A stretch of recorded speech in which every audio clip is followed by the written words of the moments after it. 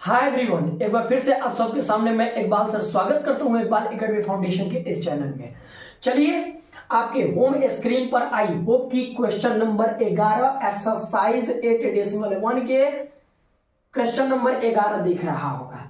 चलिए बाबू, इसको पढ़ लेते हैं और कहीं ना कहीं सॉल्व करने की कोशिश करते हैं। देखिए बाबू, क्वेश्चन क्या कह रहा है, बताइए कि निम्नलिखित कथन सत्य है या असत्य है। मतलब सत्य है या असत्य है, क्वेश्चन को बताना है। जो नीचे लिखा गया, निम्नलिखित मतलब होता है जो क्वेश्चन नीचे लिखा गया है वो सत्य है या असत्य है।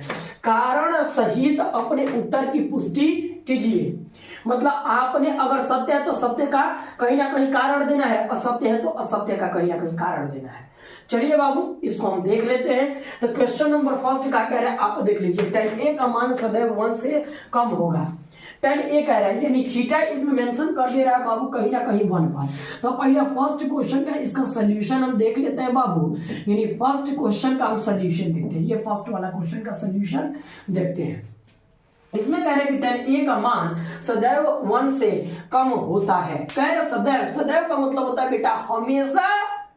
यदि tan a का मान निकालिएगा कोण a के लिए, यदि tan का मान परिकलित कीजिएगा तो कहीं ना कहीं वो हमेशा 1 से छोटा आएगा। यह कथन कह रहा है कि बताओ सत्य है कि असत्य है, और कारण भी देना। ये नहीं कि हम बोलते कि असत्य हो गया और सत्य हो गया, कारण नहीं दिए। नहीं, बताना होगा कि असत्य है तो कैसे असत्य है बताना होगा कि प्रमाण हमको देना होगा। चलिए हम देखते हैं। तो असत्य है कि सत्य हम बता लेते हैं। कहने का मतलब सर्वप्रथम हमको एक ट्रायंगल की कहीं ना कहीं रिक्वायरमेंट होगी, तो हम एक ट्रायंगल आराम से फॉर्म कर लेते हैं। चलिए हम इसको मान लेते हैं which is A, which is B, which is C. अब tan a कह रहा है तो tan a के लिए कोई ना कोई कह रहा है कि कोई भी मान ले लो। कह रहे कि हमेशा सदैव, सदैव मतलब होता है हमेशा 1 से छोटा होता है। कोई भी मान ले लो tan a के लिए, तो कोई मान ले लो अपने मन से, कोई भी मान ले लेते हैं। चलिए, ये दूसरा का क्वेश्चन का जो मान दिया है वही मान हम पर कर लेते हैं। मान लेते हैं कि हमारे पास एक डेटा दिया है 12/5। tan के लिए मान लेते हैं कि ये दिया है, ये हो सकता है इसका वैल्यू निकाल करके हम चेक करते हैं कि कितना होता है। तो tan a के लिए यदि बात करें तो थीटा a पर बनाएंगे तो जस्ट नीचे वाला बेस हो जाएगा, परपेंडिकुलर हो जाएगा और ये हाइपोटेनस हो जाएगा। हाइपोटेनस तो हमेशा सदैव दो भुजाओं से सदैव हमेशा बड़ा होता है हाइपोटेनस। चलिए देखते हैं। एक बात बताइए बाबू, अब tan का फॉर्मूला रखिएगा तो tan का फॉर्मूला क्या होता है, tan का फॉर्मूला लगाइएगा यहाँ पर तो कहीं ना कहीं P अपॉन के क्या होता है, P अपॉन के और B होता है। P के रिफरेंस में 12 दे रहा है, B के रिफरेंस में कहीं ना कहीं 5 दे रहा है। तब 12 कह रहा है कि P के रिफरेंस में 12 दे रहा है और B के रिफरेंस में कहीं ना कहीं 5 दे रहा है। H का रिक्वायरमेंट जब H निकालिएगा तो इन दोनों का स्क्वायर करके जब H निकालिएगा तो H तो सदैव बड़ा होगा। चेक करके देख लेते हैं, सदैव बड़ा होगा। तो H का कहीं ना कहीं फॉर्मूला होता है कितना, P के स्क्वायर प्लस कहीं ना कहीं B के स्क्वायर होता है। तो रूट अंडर P के स्क्वायर कितना दे रहा है, इसमें P के स्क्वायर 12 दे रहा है। 12 का स्क्वायर कर देंगे, प्लस कितना कह रहा है, B के रिफरेंस में कहीं ना कहीं 5 दे रहा है, 5 का स्क्वायर कर देंगे। क्योंकि आप 12 का स्क्वायर कीजिएगा तो 144 हो जाएगा, प्लस 5 का स्क्वायर कीजिएगा तो 200, मतलब 5 का स्क्वायर कीजिएगा तो 25 होगा। और तो दोनों को कहीं ना कहीं सॉल्व करते हैं आप बाबू तो कितना हो जाएगा, 9 हो जाएगा, 5 और 9 हो जाएगा, ये 6 हो जाएगा और 1 हो जाएगा। इसका कहीं ना कहीं आप स्क्वायर रूट निकालते हैं तो 13 होता है, यानी H के रिफरेंस में कहीं ना कहीं 13 होगा। अगर tan के लिए ये वाले डेटा को आप लेते हैं और उसमें कहीं ना कहीं H का मान निकालते हैं तो 13 हो जाएगा। क्योंकि हम जानते हैं कि सदैव, इससे हमको मतलब नहीं है, आप निकाल दिए वैसे निकाल दिए, एग्जांपल के लिए निकाल दिए कि देखना चाहते हैं भैया कि AC का मानवा सदैव है दोनों मानवा से। आप जानते हैं किसी समकोण त्रिभुज में ये कण जो होता है बाबू, यानी 90 के सामने वाले जो साइड होते हैं कण, वो सदैव आधार से और लंब से कहीं ना कहीं बड़ा होता है। तो देखिए कहीं ना कहीं बड़ा गया, इन दोनों के रेशियो लेकर के निकालते हैं तो बड़ा गया।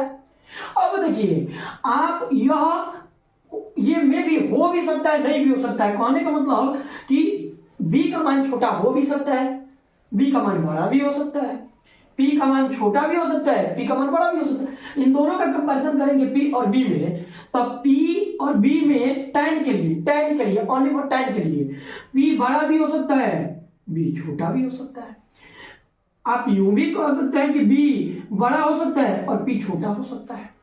tan के लिए, tan A के लिए, tan के लिए ये दोनों में कोई हो सकता है, क्योंकि देखिए P और B छोटा बड़ा हो सकता है, लेकिन इन दोनों का कंपैरिजन किया जाए, अच्छा H और B का कंपैरिजन किया जाए तो H सदैव बड़ा होगा। यदि P और H का कंपैरिजन किया जाए तो P से सदैव H बड़ा होगा, ये तो आपको पता है। चलिए, तो इसमें तो सदैव बड़ा है, लेकिन इन दोनों में P और B में कोई बड़ा और छोटा हो सकता है, तो इसमें P बड़ा है और कहीं ना कहीं अगर निकाल करके देखे बाबू तो P बड़ा है और B कहीं ना कहीं छोटा है। B कहीं ना कहीं छोटा है, देखिए B का वैल्यू कहीं ना कहीं छोटा है। P के रेफरेंस में 12 है और B के रेफरेंस में कितना है, 5 है, 5 है, B के रेफरेंस में 5 है। तो कहीं ना कहीं हम कह सकते हैं बाबू कि P बड़ा भी हो सकता है, छोटा भी हो सकता है, tan के लिए कोई दिक्कत नहीं है। चलिए, लेकिन इसको जब सॉल्व कीजिएगा, कैलकुलेट कीजिएगा, तब 5 से इसको काटिएगा तब 2.समथिंग में जाएगा, कुछ जाएगा, आप निकाल के देख सकते हैं। तो आप यहाँ पर इसको अगर निकाल लेते हैं तो 12 में डिवाइड कीजिएगा 5 से तो कितना हो जाएगा, 2 टाइम्स में जाएगा 10 आएगा और कहीं ना कहीं 2 आ जाएगा, कट जाएगा, एक डेसिमल दीजिएगा 0 आएगा, 5 4 बार में कट जाएगा 20, कट गया। यानी इसको सॉल्व जब कीजिएगा तो 2 पॉइंट कितना आ गया बाबू, 4 आ गया। तो tan A के लिए कोई 12/5 कोई वैल्यू लेते हैं जिसमें P के रेफरेंस में 12 देता है और B के रेफरेंस में 5 देता है। जब इसको सॉल्व करेंगे तो कहीं ना कहीं 2.1 आता है। क्या 2.1 ये छोटा है 1 से? कह रहा कि tan A का मान सदैव 1 से छोटा होगा, तो छोटा नहीं है, बड़ा है। और ये भी सारे रूल को भी फॉलो कर रहा है। P बड़ा भी हो सकता है B से, B बड़ा भी हो सकता है P से, इसमें कुछ भी हो सकता है, इसमें दोनों में कोई डेटा हो सकता है। लेकिन अगर इन दोनों का H का कंपैरिजन P से करते हैं तो सदैव H बड़ा होगा P से। यह कहना हमेशा गलत है कि P बड़ा है H से। अगर P बड़ा हो जाए H से तो यह कभी गलत हो जाएगा, क्योंकि हाइपोटेनस तो हमेशा P से, लंब से कहीं ना कहीं बड़ा होता है, परपेंडिकुलर से। तो ये डेटा को भी फॉलो कर रहा है। H जो है कहीं ना कहीं B से भी बड़ा है, इस डेटा को भी फॉलो कर रहा है। ऐसा थोड़े दे रहा है डेटा आपका कि B बड़ा हो जाएगा H से, ऐसा थोड़े है। B इधर है, क्या H से वो बड़ा है, छोटा है? तो ये डेटा तो दे नहीं रहा है, अतः यह डेटा को फॉलो कर रहा है। तो कहीं ना कहीं इसका मान जब 5 से 12 को कैलकुलेट कीजिएगा और ये सारा रेशियो को भी फॉलो कर रहा है, अतः यह 2.4 आ रहा है, 1 से बड़ा है। हम कह सकते हैं कि यह मान गलत है। आई होप कि आप इस क्वेश्चन को अच्छे तरीके से समझ चुके होंगे। नहीं आता है तो वीडियो को एक बार रिकैप करके देख सकते हैं, ये कह सकते हैं गलत है। सेकंड नंबर क्वेश्चन बनाने जा रहे हैं, तब तक के लिए tan A का मान सदैव 1 से कम होता है, ये गलत है। क्यों गलत है, अभी मैंने प्रमाणित कर दिया। चलिए क्वेश्चन नंबर सेकंड, 11 के क्वेश्चन नंबर सेकंड कह रहे बाबू कि कोण A के किसी मान के लिए sec A बराबर क्या इतना है, हो सकता है। चलिए जांच कर लेते हैं। कह रहे कि कोण A के किसी मान के लिए sec A क्या इतना हो सकता है। चलिए देख लेते हैं। तो सेकंड का सॉल्यूशन, किसका सॉल्यूशन बाबू, सेकंड का सॉल्यूशन सेकंड का सॉल्यूशन। तो क्या कह रहे बाबू, सेक के लिए कह रहे हैं। तो चलिए सेक के लिए ये ऑलरेडी डेटा दिया है, मेंशन किया है प्रश्न में। तो सेक का फॉर्मूला क्या होता है, H अपॉन के बी। सेक का फॉर्मूला होता है, क्योंकि सेक जो होता है कहीं ना कहीं प्रतिलोम होता है cos थीटा के, तो H अपॉन के बी हो जाएगा। अच्छा बताइए बाबू, H के रेफरेंस में कितना दे रहा है 12 और B के रेफरेंस में कितना दे रहा है 5। चूंकि आप जानते हैं कभी भी H जो होगा एज ग्रेटर होता है B से और P से, और एज H जो होता है हमेशा ग्रेटर होता है क्या, B से भी ग्रेटर होता है। तो इसमें कहीं ना कहीं H आपका 12 दे रहा है और ग्रेटर 5, तो जाहिर सी बात है कि 12 जो है 5 से बड़ा है। तो यह मान भी सही अभी हुआ, मतलब ये तो डेटा अभी सही है कि H हमेशा बड़ा होता है किससे, B से बड़ा होता है। फॉर्मूला लगा करके भी चेक कर लिए, H का मान 12 और H का मान 12 और B का मान कितना 5। तो H बड़ा है, B छोटा है तो छोटा है। चलिए देख लेते हैं। अब एक बात बताइए बाबू, इसको बढ़िया तरीका से और मेंशन करेंगे तो इसका वैल्यू कितना होना चाहिए हमारे अकॉर्डिंग, लॉजिकल थोड़ा सा समझिए इसको। मानिए कि आपके पास एक ट्रायंगल दिया है, हमने सर्वप्रथम एक ट्रायंगल बना लेना है। ठीक है बाबू, एक ट्रायंगल हमने सर्वप्रथम बना लेना है। इसको मैंने विच इज ए मान लिया, विच इज बी मान लिया, विच इज सी मान लिया। थीटा मैंने ए पर मेंशन कर दिया क्योंकि कोण का एरिया ए के लिए, कोण का एरिया ए के लिए थीटा ए पर मेंशन कर दिया। जस्ट लाइक ये आपका बेस हो जाएगा, ये परपेंडिकुलर हो जाएगा और 90 के सामने वाला हमेशा हाइपोटेनस होगा। चलिए हाइपोटेनस बराबर कितना दे रहा है बाबू, तो 12 दे रहा है और आपका कहीं ना कहीं बी के रेफरेंस में कितना वैल्यू दे रहा है, 5 दे रहा है। हमको बीसी का रेफरेंसिव वैल्यू निकालना है, बीसी का निकालना है वैल्यू और निकाल करके चेक करना है कि एसी में जो ए बी जोड़ते हैं, मतलब ये इसके बारे में डिस्कस करना है। अगर ये सही है तो सब डेटा सही है और ये गलत है तो डेटा गलत है। तो आइए बाबू हम सर्वप्रथम पहले बीसी निकाल करके चेक करते हैं बीसी होना क्या चाहिए। तब बीसी निकालेंगे तब पाइथागोरस का कहीं ना कहीं प्रयोग हमको करना होगा। तब पाइथागोरस का प्रयोग करें के लिए पाइथागोरस का प्रयोग करते हैं, क्योंकि पाइथागोरस प्रमेय से, पाइथागोरस प्रमेय से। तो पाइथागोरस का होता है कि h के स्क्वायर इक्वल टू कहीं ना कहीं p के स्क्वायर प्लस क्या होता है b के स्क्वायर। अब देखिए यहाँ से हमको p निकालना है तो p उधर रहने देंगे, बाकी सबको इधर कर देंगे तो h के स्क्वायर माइनस कितना हो जाएगा, b के स्क्वायर हो जाएगा। p के स्क्वायर उधर ही रहने दिए, p पावर में है इधर आएगा तो रूट चढ़ेगा तो h के स्क्वायर माइनस b के स्क्वायर इक्वल टू p हो जाएगा। एक बात बताइए बाबू, h के रेफरेंस में कितना दिया है, 100, h के रेफरेंस में 12 दिया है तो 12 का स्क्वायर माइनस b के रेफरेंस में 5 दिया है तो 5 का कहीं ना कहीं स्क्वायर करेंगे इक्वल टू p। चलिए रूट अंडर चेक कीजिए, 100 कितना हो जाएगा, 144 से माइनस कितना हो जाएगा, 25 हो जाएगा। होगा कि नहीं बाबू, चलिए बहुत बढ़िया, इसको निकाल करके चेक कर लेते हैं। एक बात बताइए, 100 रूट अंडर 114 में से 5 गया तो 9, 3 बचेगा, 3 में से 2 गया 1 और 1 तो एज इट इज उतर जाएगा, 119 आया। अब 119 का बाबू 119 इक्वल टू कितना आएगा p।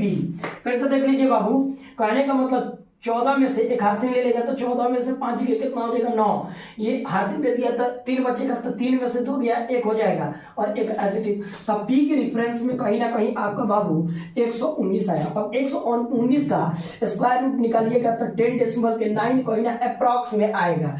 हमको कहीं ना कहीं भैया एक्सपीरियंस इतना ज्यादा है कि कहीं ना कहीं आ जाता है, हम लोग को मालूम है। तब तक ये इसका निकालेगा, निकालते रहिए आप, तो इसके रेफरेंस में मतलब इसका डेटा निकालिएगा ना तो 10 डेसिमल के 9 जाता है। ठीक है, बीसी आपका निकल चुका है। ये आपका कौन सा वैल्यू है बाबू, बी और सी वैल्यू है, बी और सी वैल्यू है। इतना नोट कर लीजिए, बीसी बराबर आप कितना ला दिए, 10 डेसिमल के 9 कहीं ना कहीं लेकर के आए। ठीक है, चेक करते हैं इसको, इतना नोट कर।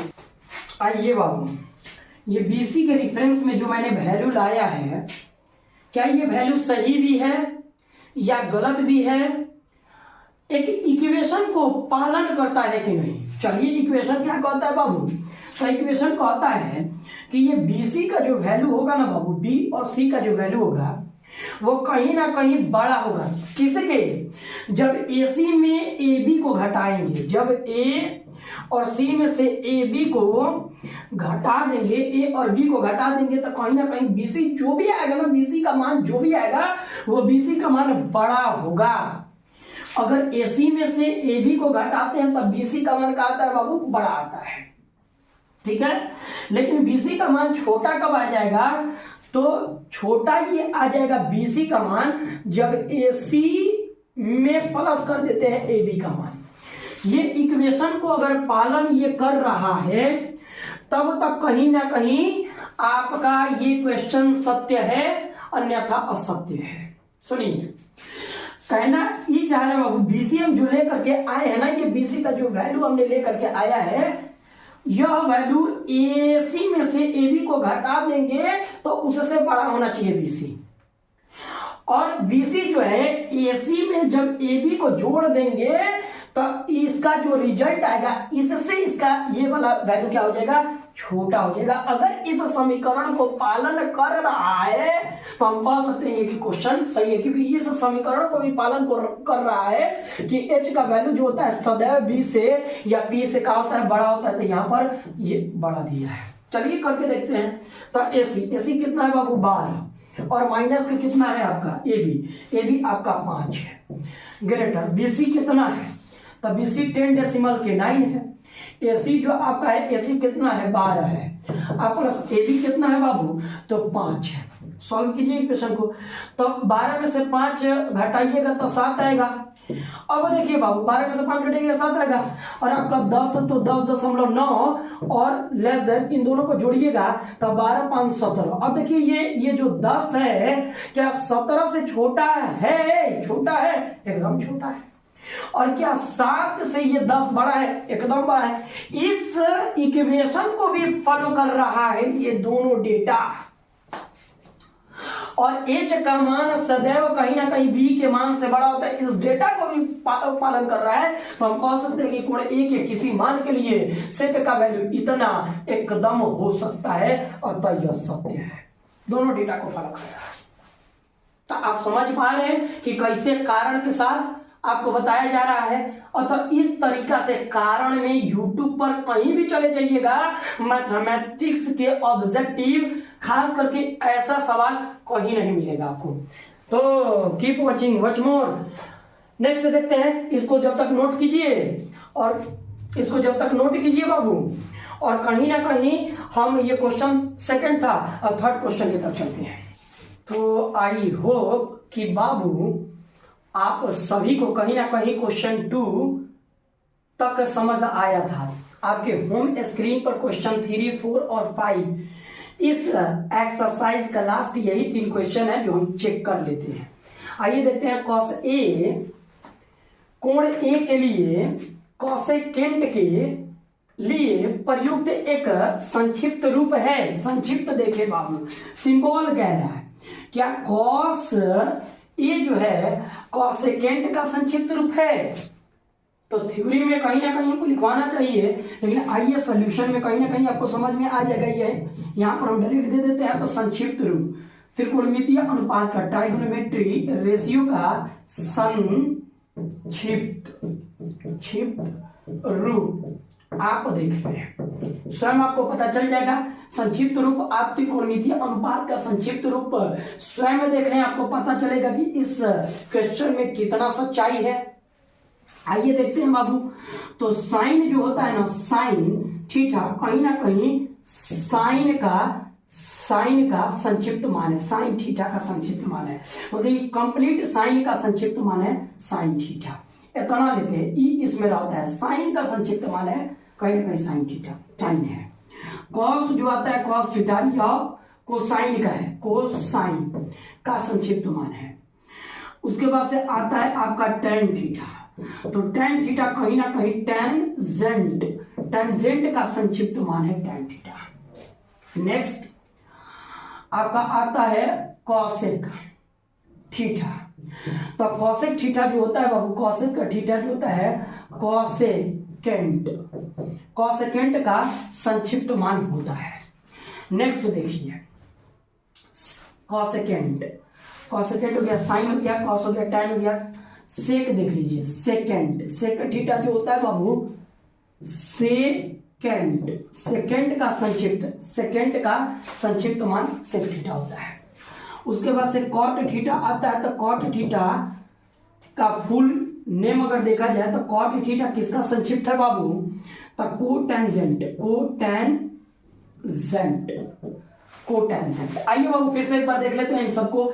यानी साइन पूरा लिखिएगा तो ऐसे लिखाएगा, त्रिकोणमितीय अनुपात में फुल नेम होगा और इसका SIN ले लिया जाता है तो साइन थीटा बन जाता है। मतलब इसका संक्षिप्त यह है। कोसाइन का संक्षिप्त केवल कॉस है, क्योंकि यहाँ पर देखिए इसका 3 को लेटर पकड़ लिया जाता है, इन हटा दिया जाता है तो कॉस है। कोसाइन का संक्षिप्त कॉस है, टेंजेंट का संक्षिप्त टेन है, और कॉसेकेंट का संक्षिप्त कॉसेक है, क्योंकि इतना लेटर पकड़ लिया जाता है, इतना लेटर पकड़ लिया जाता है कॉसेक। तो कॉसेकेंट का संक्षिप्त कॉसेक है, और सेकेंड का संक्षिप्त आपका सेक है, कोटेंजेंट का संक्षिप्त आपका कॉट है। यानी देख लीजिए ये कॉट इतना पकड़ लिया जाएगा। तो अब बताइए ये कॉस जो है इसका ना संक्षिप्त है हो, और इसमें कह रहे सेकेंड का, तो ऐसा ही गलत कह दिया। तो 3 नंबर जो आंसर रहा, 3 नंबर का सॉल्यूशन जो रहा वो भी गलत रहा। आइए 4 नंबर देखते हैं बाबू। 4 का सॉल्यूशन कहीं ना कहीं देखा जाए, इतना नोट कर ले, फिर हम आपको। तो आइए हम देख लेते हैं 4 नंबर का सॉल्यूशन। 4 नंबर का कह रहा है कि कॉट ए जो है कॉट और ए का गुणनफल है, गलत है। ऐसा ही गलत है। देख लीजिए कैसे, कॉट ए जो है बाबू 4 नंबर का सोल्यूशन अगर देखिएगा तो कॉट ए जो है, ए तो थीटा है और कॉट तो रेशियो है, तो थीटा और रेशियो का तो कभी मल्टीप्लाई ही नहीं हो सकता है। अब इसमें कह रहा है कि कॉट, इसमें कह रहा है बाबू कि कॉट जो है, कॉट को यदि हम मल्टीप्लाई कर देते हैं ए से तो गुणनफल जो आएगा वो कह रहा है कि कॉट ए आएगा। ऐसा होगा, एकदम गलत है, क्योंकि इसका सोल्यूशन जब कीजिएगा तो यहाँ पर ऐसे ना होगा जी। कॉट ए को जब गुणा की, कॉट को ए को गुणा कीजिएगा, ए पहले आ जाएगा, ए कहीं ना कोई कांस्टेंट वैल्यू बताएगा तो ए पहले आ जाएगा और ए कॉट हो जाएगा, ऐसे कॉट होगा, ये तो सही है। तो कह रहे कि हाँ इससे सही होगा, तो ये तो गलत हो जाएगा। तो ये चौथा ऑप्शन भी क्या हो गया, गलत हो गया, चौथा ऑप्शन। अब देखिए बाबू ये भी देख लेते हैं, किसी भी थीटा के लिए क्या इतना हो सकता है। देखिए देख लेते हैं 5 नंबर सोल्यूशन आपका क्या कह रहा है, दिया है क्या दिया है बाबू। तो देखिए साइन थीटा बराबर आपका दिया है, साइन थीटा बराबर दिया है कहीं ना कहीं 4/3।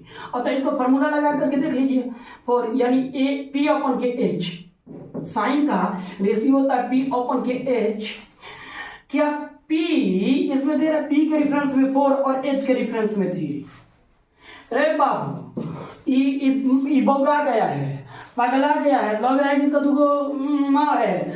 अच्छा एक बात बताइए, H सदैव बड़ा ना होता है GP से, तो इसमें कह रहे कि P बड़ा है H से, इसमें कह रहे कि P बड़ा है H से। ये सही है, P लेके P बड़ा बता रहा है H से, एकदम गलत है। तो एकदम गलत है। अरे H ना बड़ा होना चाहिए, H ना बड़ा होना चाहिए, तो H छोटा बता रहा है। H के रेफरेंस में 3 दे रहा है, P के रेफरेंस में, H के रेफरेंस में 3 दे रहा है, P के रेफरेंस में कितना दे रहा है, P के रेफरेंस में आपका 4 दे रहा है, तो कह रहे कि P कभी बड़ा होगा H से।